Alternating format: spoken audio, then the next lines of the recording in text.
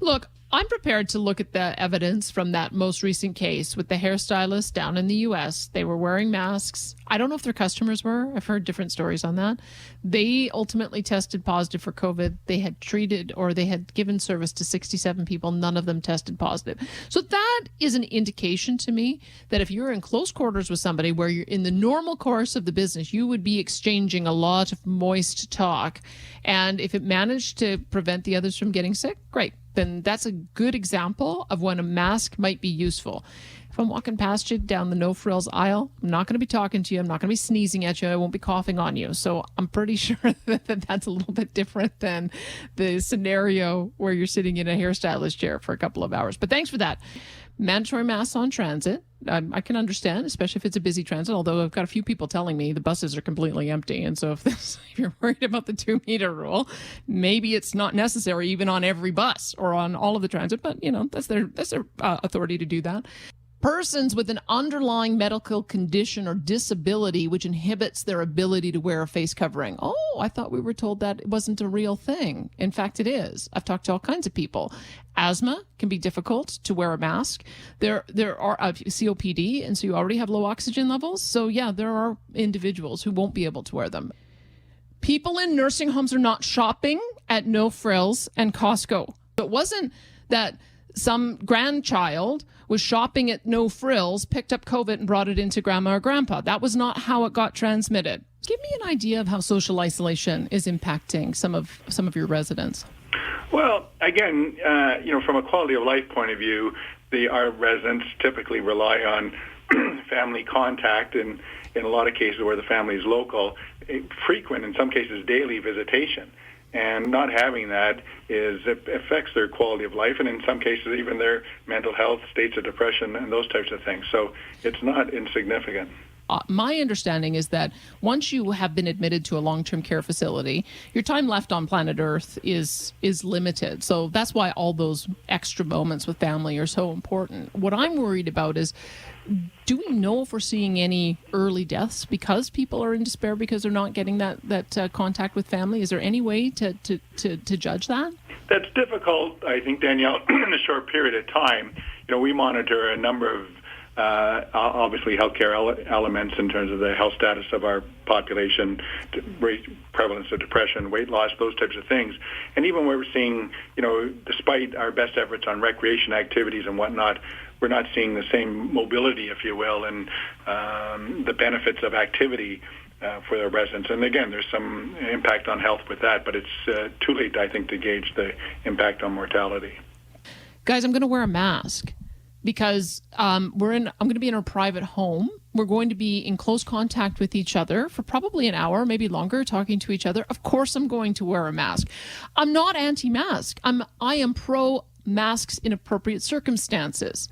And here we are talking about this February, March, April, May, June, July, 5 months later, and we still don't have a strategy. So you're now in a position where if you are, I don't have any loved ones that I'm visiting in long-term care. Thankfully, my parents are still very healthy, so they don't need to be in a long-term care facility. So just everyone who has a loved one in a long-term care facility, they are the ones who have to take the extra measures. If you're going out to No Frills and Costco and wherever else, and then afterwards you're going to go and visit your loved one at the long-term care facility, of course, wear a mask. Not only in the grocery store, but then also in the long-term care facility. But look how bats this is, that you're going to be forced to wear a mask and no frills, but you're not going to be forced to wear a mask if you go afterwards and you're one of the 2 people who are on the list to see mom or dad when you're seeing them in the home. And if you get tested, you're not even in the priority queue. You don't even get your results for 2 weeks' time. So, dudes, if we were going to have sensible policy, here, this is what the messaging would be. If you have a loved one who is in your immediate social cohort, you must take the extra precautions and wear a mask and hand sanitize and keep social distance, number 1. Number 2, if you are going to be visiting someone in a long-term care facility, be prepared to do the hand sanitizer, put on the mask, keep the social distance. I am pro-mask around at-risk individuals so that we can keep them from deteriorating or being hospitalized or dying. But I am not in favor of a generalized mask policy just because you have a bunch of people who are terrified and nervous about their own personal likelihood of getting it, even if they're not at risk. This is where I'm finding so much frustration. Why can't we have a rational conversation about who is most at risk and target the efforts there? Why do we have Evan Woolley saying, oh my gosh, if we don't do this, we might not be able to have Thanksgiving because there'll be no one there? Because what? He thinks we're all going to die? The stats don't bear that out. And okay, what is another way that we can fight COVID-19 as opposed to masks? I mean, obviously, everybody thinks that masks is the silver bullet. Maybe there's something else. I have done segments before on far UVC. Remember when we were talking about the UV spectrum? There are certain types of ultraviolet rays that are dangerous to us, and then some that are benign. So we had that professor on from the University of Calgary talking about, I think he called it far UVC.